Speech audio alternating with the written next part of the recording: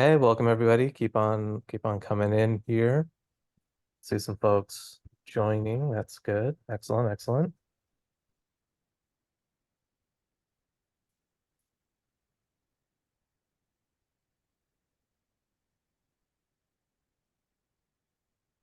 Give it a couple more minutes to fill up here. Again, welcome to accessing funding for affordable housing through the Green Resilient Retrofit program.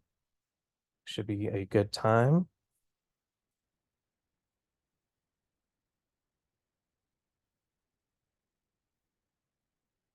Give it another minute or two before we get started.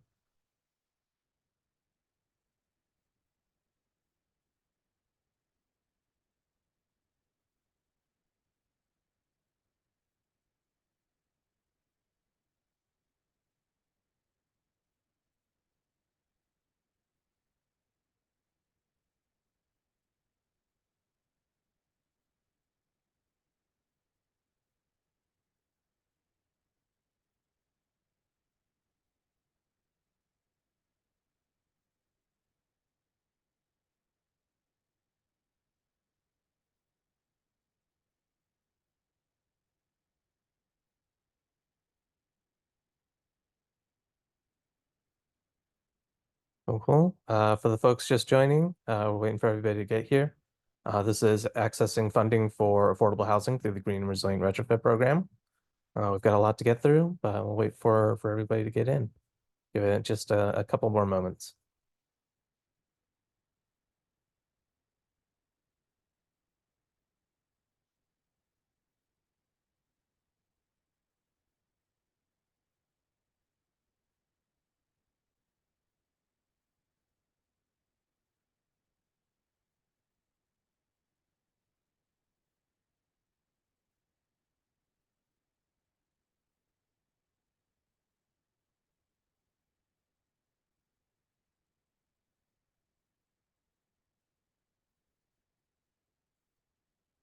Yeah, keep on coming in, keep on coming in. We'll get started shortly.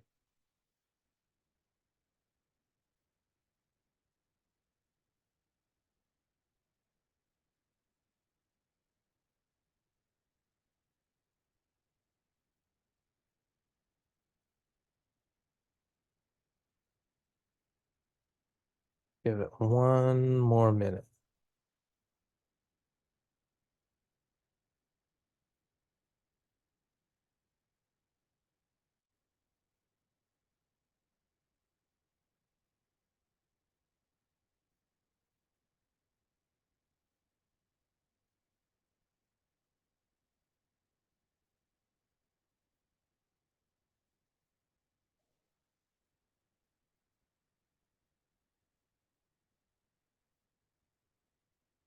All right, I think we're leveling off with the attendance here, so let's get started. Welcome everybody to this webinar. I think it's going to be very informative for you all. We're going to be discussing accessing funding for affordable housing through the Green and Resilient Retrofit program. This is a presentation from the California Housing Partnership. Just real quick, I would like to thank our sponsors. That'd be the Wells Fargo Foundation and the Building Initiative for Low Emissions Development. They've really helped put this all together, so I want to give them a big shout out. Thank you to Wells Fargo for your continuing commitment to building decarbonization and equitable solutions to the climate crisis, as well as Build. Build is a fantastic program. They're able to offer up to 300 hours of no-cost technical assistance for all electric building design. One of the great things about Build is that it's really encouraged to utilize in conjunction with other programs, such as the GRRP. That technical assistance will be able to support you throughout the entire development phase of your all-electric building design and help you address some common issues, such as heat pump sizing and placement, HVAC design and optimization, as well as envelope improvements. So if you go through at the end of today and decide you want to apply for GRP, I would encourage you to apply for Build technical assistance as well, and they'll be able to help you out immensely. in your designs. So I also want to remind everybody that we have some upcoming IRA sessions. Your registration for this webinar will also carry over to the other two sessions. That way you don't have to, register 3 times in a row. You should have those calendar invites already. On Wednesday, that's next Wednesday, February 7th, we will be having Maximizing Inflation Reduction Act tax credits for clean energy and affordable housing. Really interesting in-depth session. It's going to be hosted by our own Jesse Ozanian, who's a senior housing finance consultant. And then on Wednesday, February 14th, we will be having a session on understanding the Inflation Reduction Act's decarbonization rebate programs, HOMES, HERA, and EBD. Should probably be a little question mark about EBD, and we'll explain it when we get to the 14th. But that's going to be hosted by Andrew Dawson. He's our policy advocacy manager who's really been monitoring those programs as well. So good series of trainings coming up on the Inflation Reduction Act. It's going to be a big topic this year, and we're hoping to get you a head start on it. So before we formally get started, a couple of webinar logistics. This is being recorded, so be aware of that. We do have questions and answers. Put them in the question and answer box. And then the slides will be sent out after the presentation. I made a nice little PDF for y'all. So by now, I should probably introduce myself. Howdy, everybody. My name is Ian Sharples. I'm a sustainable housing program manager here at the California Housing Partnership. You got my email down there, isharples@chpc.net. If you have any questions after this presentation, or if you want to get connected about build, please give me an email. I'm always ready to help you as best I can. So with that, let's get started. Quick overview of our agenda here. We're going to be discussing the overview, kind of background and cohorts of this program. We'll then go on to the application process and then break down some of the different awards based on the different cohorts available, the elements, the leading edge, and the comprehensive. Then if there's time left, we will get to questions and answers. There's a lot to this program. On some topics we're just not going to touch on today, including the disbursement funds and the post-award process. So if you want to hear more about that, let us know, and we'll see if we can develop something for you. So let's get at it. So we have here a quick overview of the program. So this is the Green Resilient Retrofit Program. Like I mentioned, it was established through the Inflation Reduction Act and introduced through Housing Notice 2023-05. If you want to look up the notice and get further details, that's the number you're going to be looking at on the HUD website. Some of the allocations for this program, it has $837.5 million allocated for grants, as well as $4 billion in loan authority available. So a nice amount of funding is available through this program for new construction and extensive rehabilitation. There's a lot of information available on this program on the HUD website. So hud.gov/GRRP. You'll be able to find fact sheets there, benchmarking information. There's very extensive FAQ. So if I can't answer your questions, I've got like a 30-page document of answers to various questions. I would highly encourage you to check it out.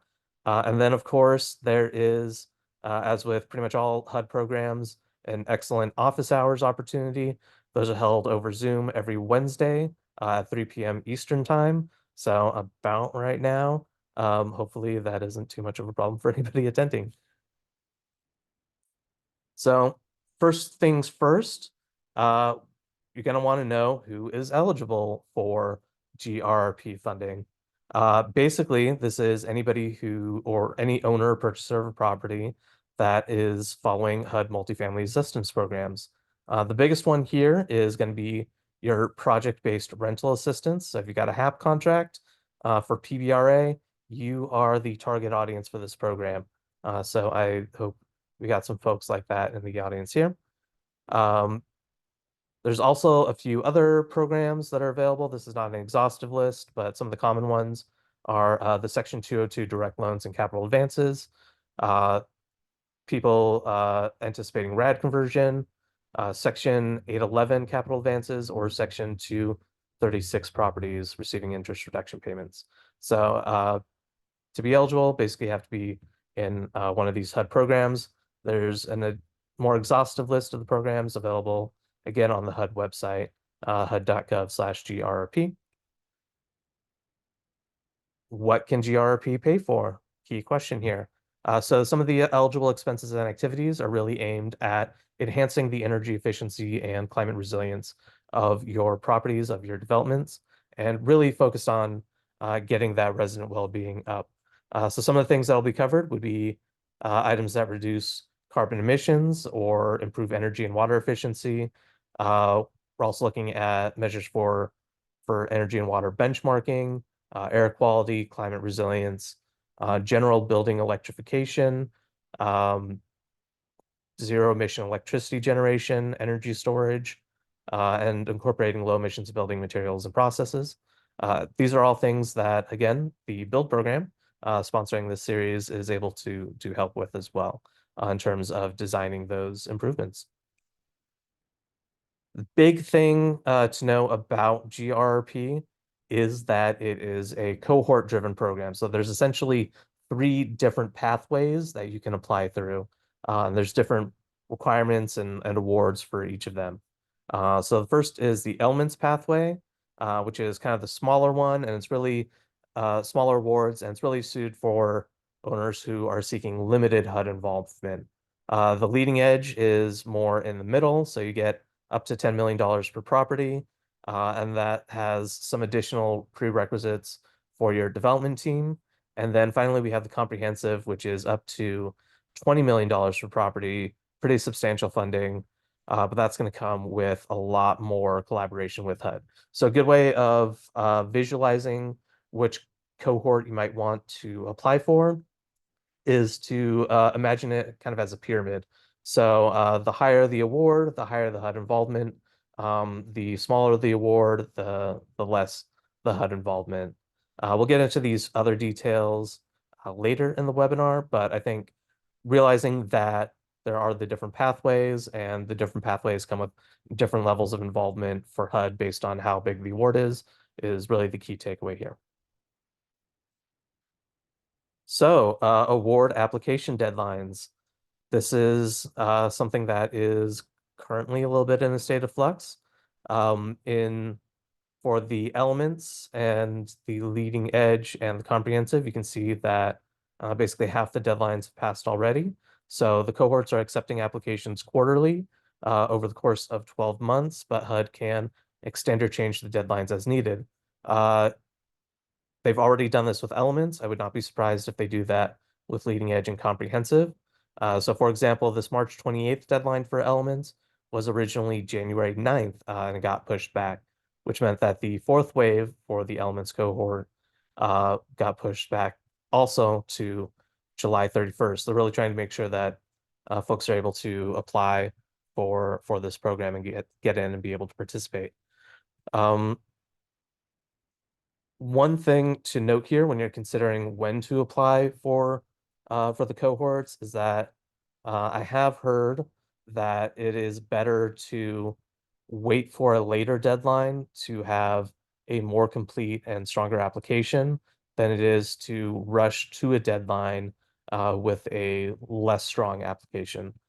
So for the reason for that is that that good applications do roll over, and they do want to make sure that all this funding gets out. So that's something to consider on the application deadlines. So now that we've gone through the background, let's take a look at the application process. It's fairly involved, but hopefully I can break it down for you a little bit. So you can see here that there's a number of steps involved in applying for the GRRP award. So the first thing gonna want to do is you're gonna want to look on the website hud.gov/GRRP. Can't repeat that enough. They've got the NOFO on there, the notice, and other resources to make sure that you are putting in the strongest application as possible, be able to follow the program guidelines, and really have a good chance at getting some of this funding. After you've reviewed everything, there is a cohort-specific Excel application. It is again downloadable from the website. You're going to be using that regardless of what cohort that you are applying for. You also need to have a UEI number on sam.gov. If you don't already have that, there's a separate process for getting that number. But if you're in the target audience for this, if you're already in one of these HUD programs like the PBRA, you should already have that number available. So you can just move on to the next step, which is completing the Excel application for the cohort you're applying for, and then logging into grants.gov to complete the workspace application. So there's a couple different websites you're going to be going on to here, the HUD.gov, the SAM.gov, and the grants.gov. And ultimately, you upload the Excel application and all the required attachments and submit it to grants.gov before the deadline. So um, realizing there's a couple different stops for you to make is a fairly straightforward process, assuming you get all your documentation in line.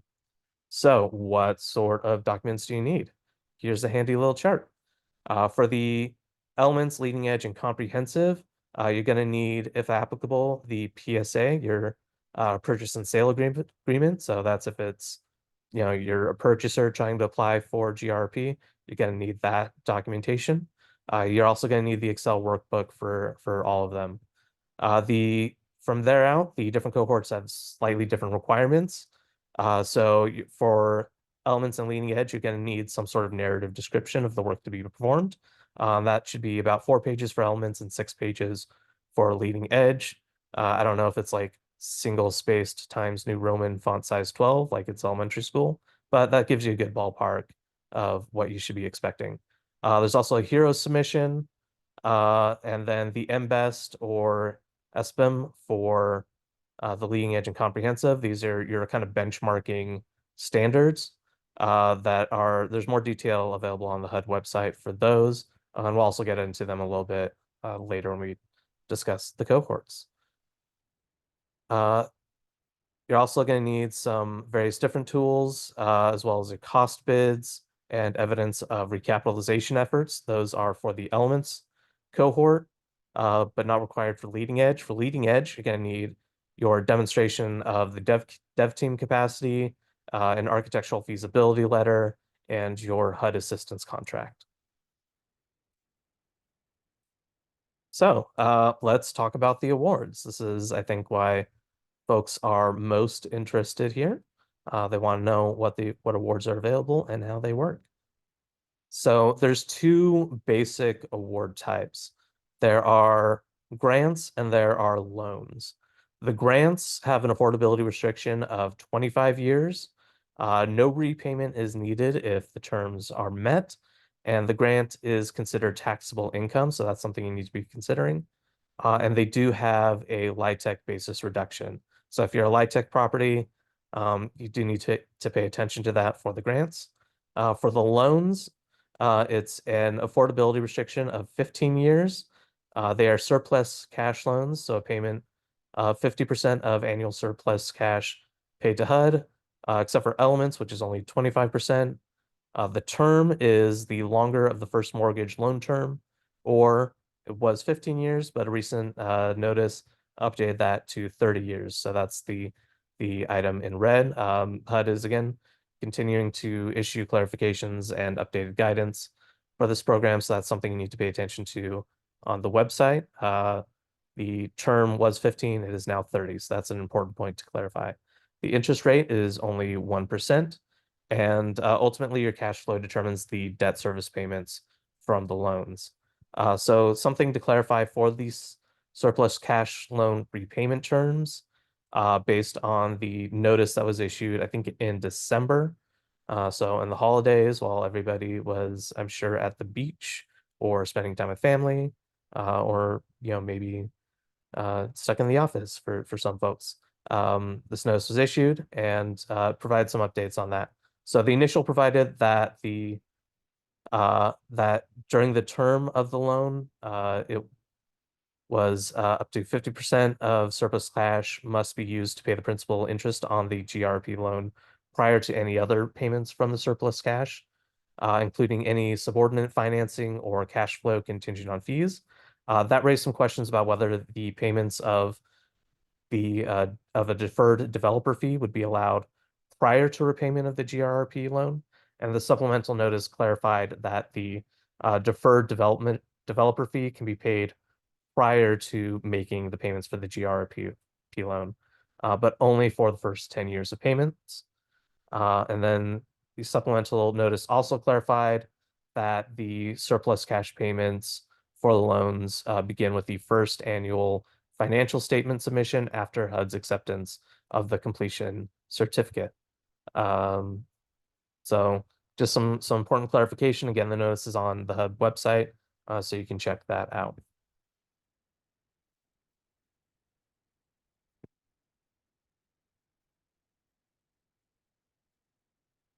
So the general award requirements, you do need to follow all the required application and closing deadlines that were mentioned previously.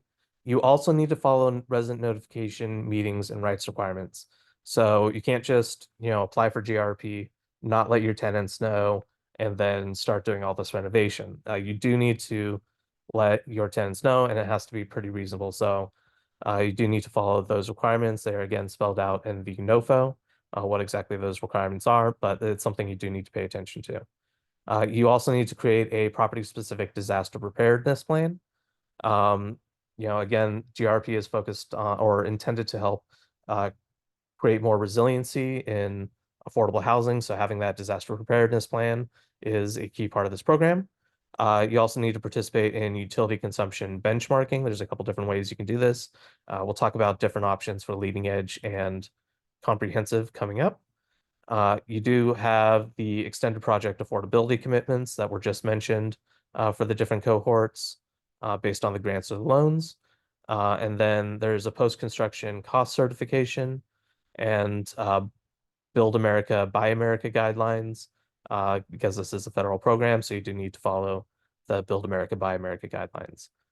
Finally, Davis-Bacon prevailing wage or wage rate is in effect for the leading edge and comprehensive. This did have an important update in the notice that was issued in December. The Davis-Bacon, the initial notice imposed Davis-Bacon prevailing wage requirements on both the leading edge and comprehensive award recipients, unless the owner submits a project labor agreement that's been executed by the local building trades and a general contractor.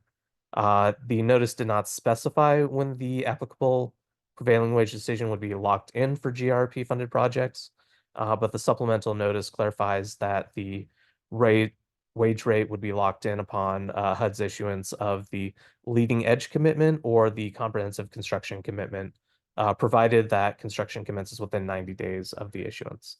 So that's a clarification on the timeline for when you need to start going by prevailing wage requirements.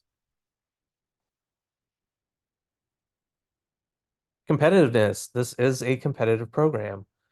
Funding is allocated by region. So far, only 2 awards have been issued in California. There's one up here in Northern California in Alturas, and then another one down in Southern California in Glendale.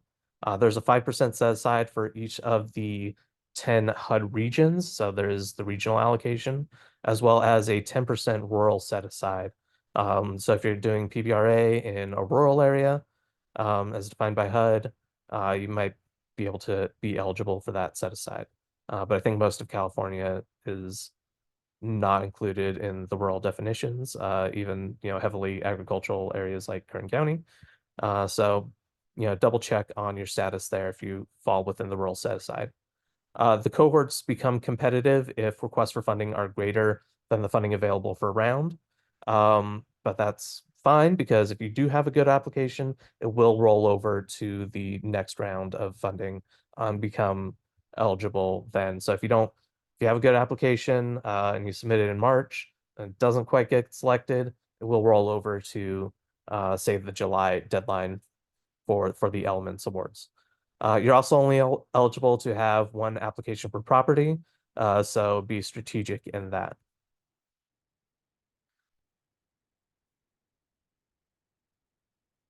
It is important to clarify that there's no limit to the applications for different properties across different cohorts, but there is a total word count per applicant, so you need to be aware of not submitting too many applications or too extensive of applications if you're doing applications across different properties for different cohorts. So we got a handy graphic here that HUD just published in December. Uh, they did a lot of updates in December on kind of the different awards by state. You can see California here, we got 2 awards. Tennessee's and New York and Maryland seem to have a good number of awards each, up around the 6 and 7 mark. Same with Illinois. Texas is getting a good number. So far, there have been 295 million dollars awarded in the first four of the funding rounds. There's been 201 applications across all cohorts with 74 awarded properties. So you can see that's pretty decent competitiveness. Less than half of the applications are getting awarded, but it's still a large chunk of the applications are getting awards. So far, about 9,000 homes have been impacted, and about 26% of these awards have been in non-metro areas. So that again, if you're eligible for the rural set aside, that's a good pathway to go down for you because you get, it's a 10% set aside, but 26% of the awards have been in those non-metro areas. So let's talk about the different cohorts. Uh, First up is the elements. For the Elements Awards, it's a more modest award. It's up to $750,000 per development, or um, yeah, $750,000 per development. It is owner-driven selections of HUD specified investments. So some of the investments that are specified for this award would be things like solar roof, EV charging, rainwater collection, flood venting, fire resistant roofing, or new windows. There's a whole much more extensive list in the NOFO. So again, check it out on the website. I cannot stress that enough. Um, this is intended to provide gap financing to add or preserve greener or more climate resilient items to existing transactions. So this award is really intended, if you're pretty much all the way there with your capitalization, but you just need like that little bit extra to get over the hump of the development being feasible, being able to pencil out. This award is really good for you because it'll help cover some of those investments that would, otherwise you'd be having to pay for out of pocket.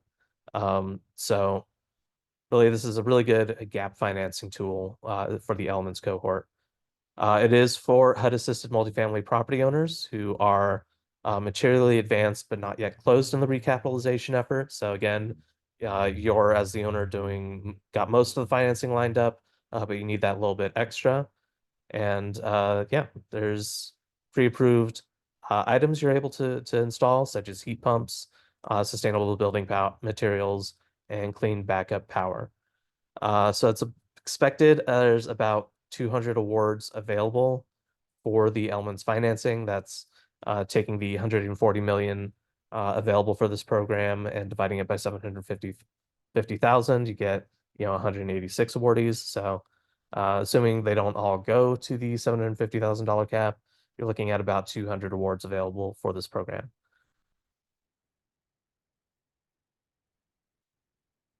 So eligibility, let's talk a little bit about what it means to be in the midst of recapitalization.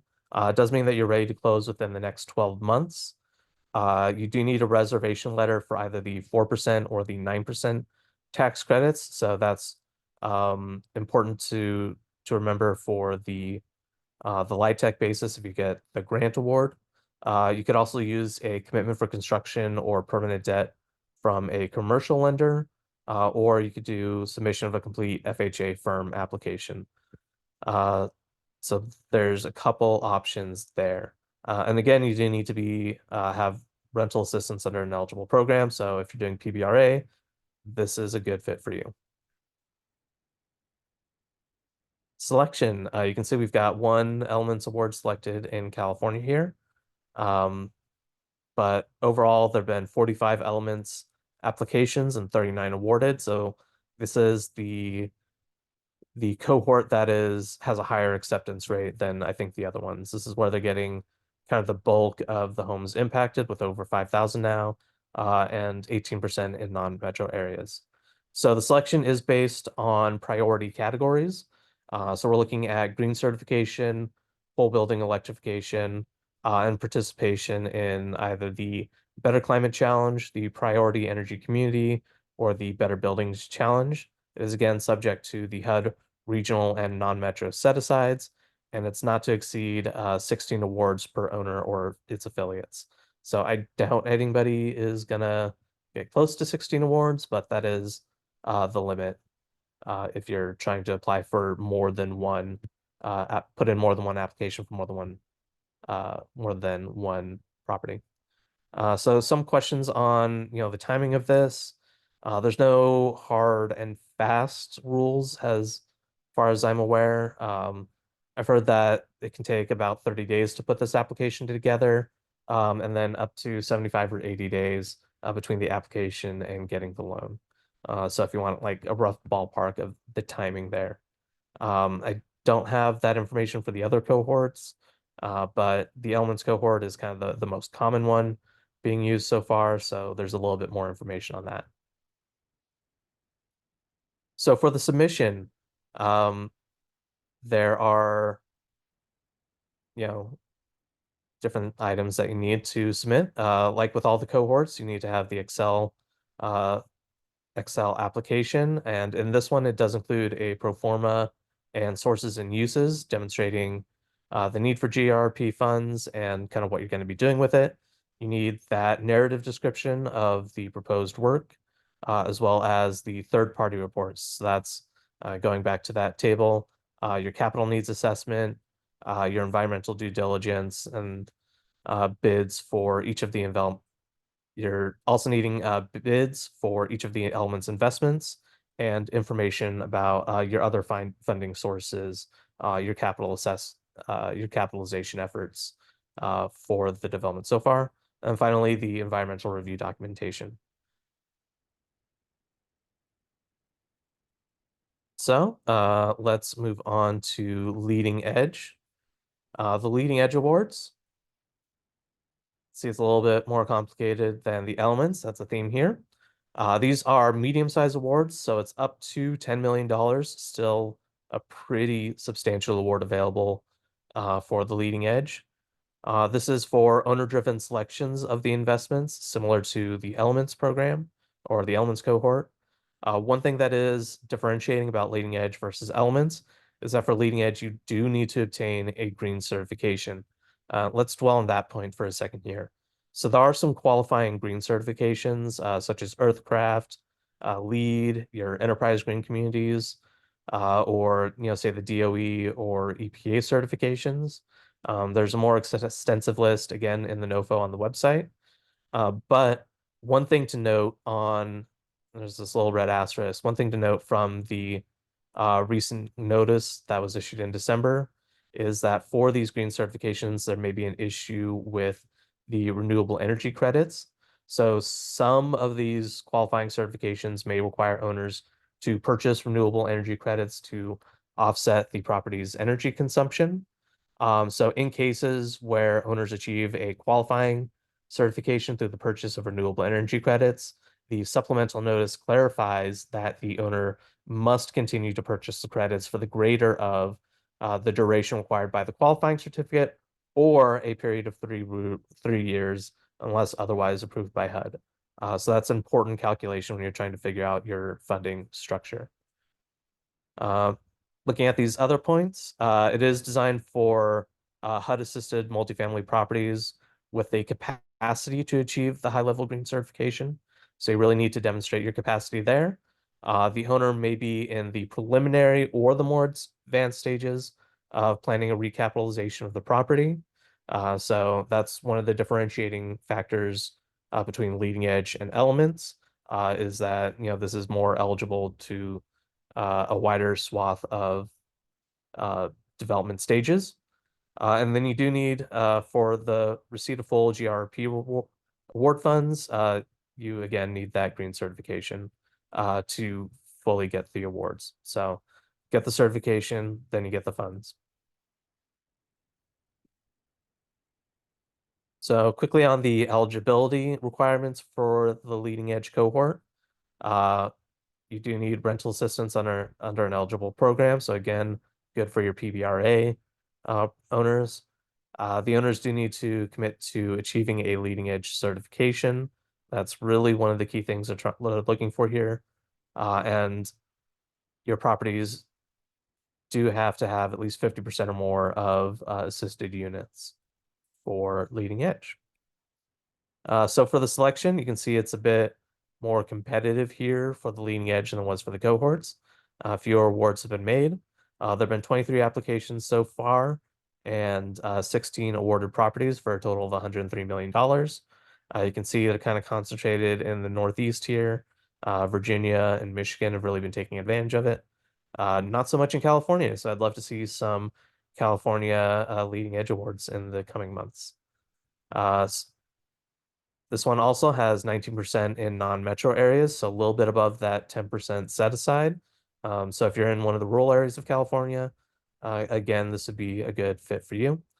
So the selection is based on the property's current energy efficiency as measured by the MBEST. It is subject to the regional and non-metro set-asides, and it's not to exceed 12 awards per owner or its affiliates. I don't think anybody's gotten close to that yet, so probably not a problem with the number of awards. Let's dwell on the MBEST for a second. So with the scoring system, in application rounds with more funding requests than available funds, the applicants will be ranked using this MBEST. That stands for the Multifamily Building Efficiency Screening Tool. And that is ranked lowest to highest. So a lower score is a better score, if I understand it right. So that's what you're looking for. Uh, Further ties will be decided on ranking applicants highest to lowest based on poverty rates in the census tract where the properties are located. And then the final tiebreaker is the highest number of assisted units. So going back to that 50%, if you get that number up to 60, 70%, you'll be having a better chance of getting through a tiebreaker on the leading edge.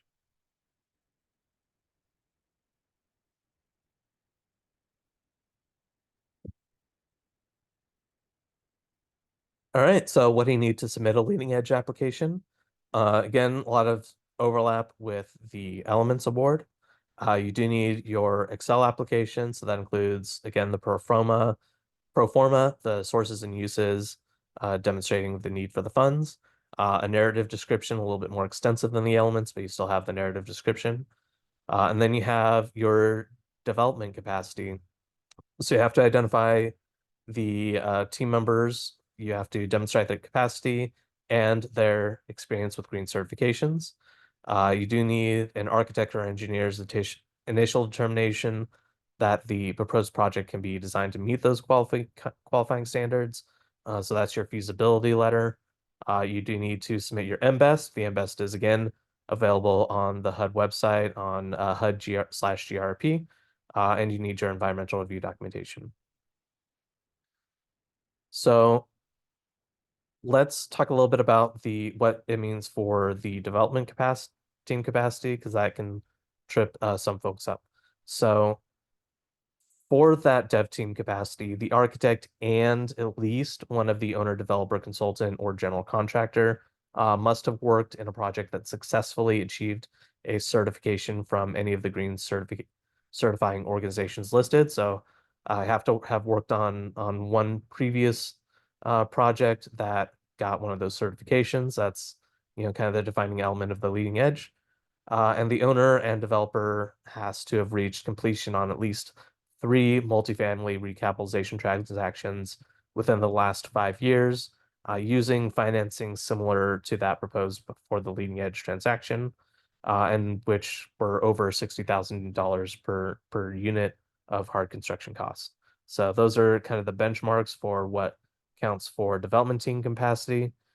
Make sure that you've worked on one of those certified properties before, getting that green certification and having at least 3 transactions. Cool. So we're almost to the end here with the comprehensive awards. So while we're getting close to wrapping up the presentation, just a reminder that there is a Q&A box. I encourage you to submit questions there. Get to them at the bottom. There's also a chat that I'll be checking out. If any questions pop up there, we'll try to answer them. But again, put the questions in the Q&A box if you have them. So, the comprehensive award. These are the largest awards. They are up to $20 million, which is certainly nothing to sneeze at. This award comes with the highest involvement from HUD. So you will be working with a HUD approved contractor to help the owners with basically technical assistance. It's not called technical assistance, but that's basically what it is. It's intended to fund really deep retrofits on fairly large properties. So if you've got a big old building that needs a lot of work put into it, you should be checking out the comprehensive awards cohort. What one thing that this how to proof contractor will do is they will help develop a property tailored integrated approach for the scope of work. So that's being done through a multifamily assessment contractor. That's an MAC.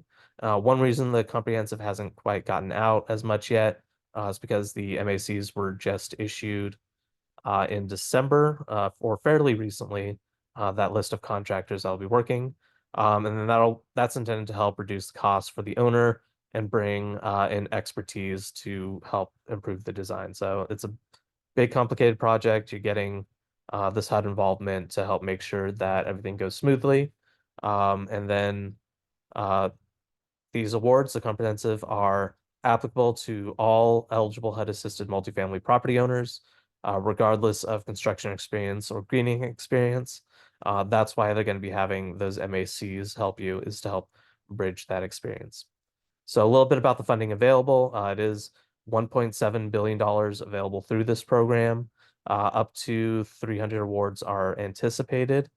Um, Costs are for eligible GRRP investments. We've discussed those in the previous cohorts. It's not substantially different from the comprehensive. Uh, the main difference is the extent of the investments needed. This is the broadest in scope, both in terms of the need and the progress expected from the property. It's a really big focus on energy consumption and climate risk for this cohort. They're looking at that climate risk more intensely than perhaps previous cohorts. HUD and the owner are having a really intense collaboration together through this multifamily assessment contractor.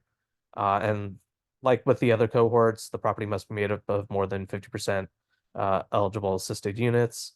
There's a whole assessment suite and scoring system. So let's get on to those. So like with the other cohorts, same thing. You need to be an eligible rental assistance property, and you need to have at least 50% assisted units at the property. So we can see the elements cohort kind of awards here. So far there have been 133 applications and only 19 awarded properties. So this is the hardest funding to get, just based on what's been shown so far, but there's also the largest funding available. So $166 million have been awarded in through the first funding round. 2,000 homes have been impacted, and a whopping 47% of these have been in non-metro areas. So even though there's that 10% set aside, HUD is still looking at, really impacting those non-metro areas in terms of their selection. The selection is based on climate risk as measured by FEMA's National Risk Index, so the NRI. If you are not familiar with that, you should familiarize yourself with the NRI before applying for the comprehensive cohort. It's also based on energy efficiency, so you need some Energy Star rating or an MBEST. The MBEST is again available on the HUD website, HUD/GRRP. and it is subject to the MBEST website. So even though you can use the Energy Star, I've heard a lot of people recommending to focus on getting a good score on that MBEST, and they'll probably give you the best chance of getting the comprehensive selection. It is, again, subject to the regional non-metro set-asides. You can see there's a really high percentage of non-metro here, so that's a good one to look at. And not to exceed 20 awards per owner or affiliates. There haven't even been 20 awards issued, so nobody's at risk of that yet. So on the energy efficiency, let's get back up to that a little bit. If you're using the Energy Star Portfolio Manager, that'll have a couple different items with it. So it's going to measure your owner and contractor energy inputs, your water data obtained through a utility provider. Um, it results in a 1 to 100 Energy Star score. Owners can be reimbursed up to $2,500 through GRRP, and at least 60% of funding is set aside. For the MBEST, it's completed by the owner using building records and observations. The score is calculated by HUD. So this is a cohort with the highest HUD involvement. If you do the MBEST, it's calculated by HUD. There's no professional data verification through the MBEST and no opportunity for reimbursement, again, because it is through HUD. And it's up to 40% of the funding set aside.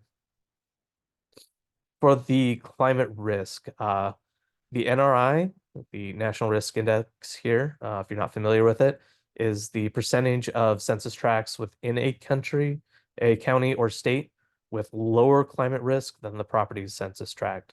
So it's kind of relative based on your location and what's going on around you as well as the census tract that you're in. Equals the average of the state-based and national risk percentiles to determine a property's climate risk for a particular census tract.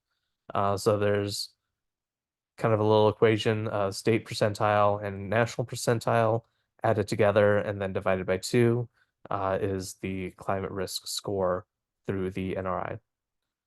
Properties that do not have both state and national percentiles receive a score of 93.72.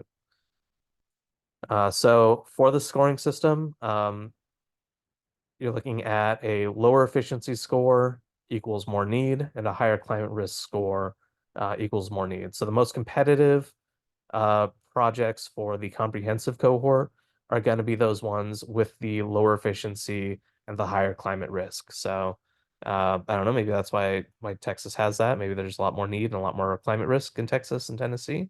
But I'm sure there's definitely some places in California that would be a high priority based on those two criteria. So for the submission, uh, again, you need the Excel-based application form that is available on HUD/GRP. You're going to be screening for your energy efficiency using the EPA's Portfolio Manager, the Energy Star Score, and Water Scorecard, or through the MBEST. Again, the MBEST is through HUD, and this is cohort that has deep HUD involvement. So even though you have the other options, I've heard a lot of people recommending just continue to use the MBEST for this cohort. So the assessment suite for this cohort, this is something that's a little bit different between this cohort and the other cohorts. These properties will undergo a series of GRP funded assessments with the HUD provided contractor. That's the MACs that were determined in December, and they'll develop the scope of work. So you have the assessment and you have the scope of work here. So under the assessment suite, you're looking at producing an environmental report, a capital needs assessment, an energy audit, renewable energy assessment, and climate resilience assessment. If you've never done an energy audit before, I'm going to plug Build again because those folks doing the Build TA can help you get started on energy audits. When we're looking at the scope of work for what's going to be determined through this HUD provided contractor, they're going to help you determine, what the property improvements are needed, what sort of decarbonization and electrification efforts can be implemented, as well as utility efficiency upgrades and resilience enhancements. So all of these in the assessment suite must be dated no earlier than 1 year prior to the application date and no later than the award date. So there's a little bit of time frame uh, restriction on this one.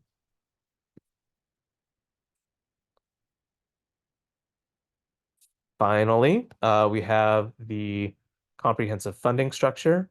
There's four different components here that add up to determine the total GRP funding structure. There are the owner paid items, uh, which are needs that are not considered cost share items or high impact GRP paid items. The cost share items uh, are the green replacements and upgrades identified by the CNA. So that and the owner paid items are intended as standard upgrades that offer a quick payback. If you don't have sufficient capital as an owner, you may access HUD amortizing debt for those two items, the owner paid items and the cost share items. For the GRP paid items, you've got the high impact items and the transition costs. The high impact items are enhancements that have been identified that go beyond what was identified in the CNA. And the transaction costs are helping with things like tenant relocation, design services, project management, environmental mitigation, et cetera. So these are more your soft costs. Uh, for those two items, the high impact and the transaction costs, GRP funds for above standard, innovative, highly impactful investments, and those two items are funded through the surplus cash loans and the grants. So you've got the owner contribution, then you have the GRP contribution. That wraps up our cohorts. So, any questions? Thank you. Yeah, Ian. So it looks like we got a couple of questions in the Q&A. I'll just read them out loud and just go away there. It looks like there's none in the chat, so they're all kind of just categorized in the Q&A.